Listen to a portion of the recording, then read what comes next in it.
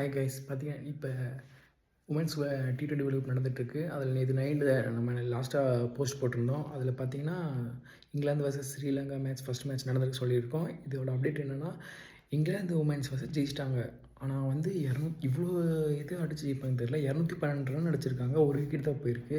அதில் பார்ட்னர்ஷிப்பே வந்து மோர் தென் 100 அடிச்சிட்டாங்க. அதில் வந்து ஜோனஸ் வந்து 53 அடித்தாங்க. டெனிங் ஒயிட் அவங்க பார்த்திங்கன்னா 105 அடிச்சிருக்காங்க.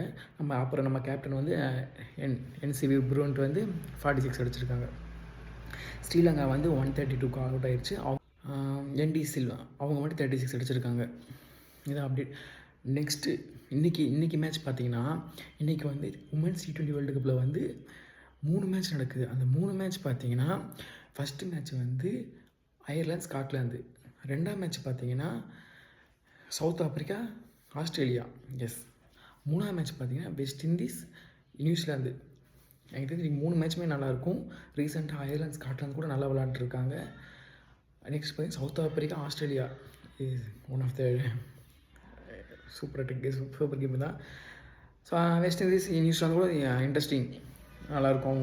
அவங்க கேம் நல்லாயிருக்கும். அது யார் ஜெயிக்கிறான்னு நம்ம கணிக்க முடியாது. 3 மேட்ச்சுமே யார் ஜெயிக்கும் கணிக்க முடியாது. பார்க்கலாம் இன்றைக்கி என்ன அப்டேட், அது லேட்டராக அப்டேட் பண்ணுறேன்.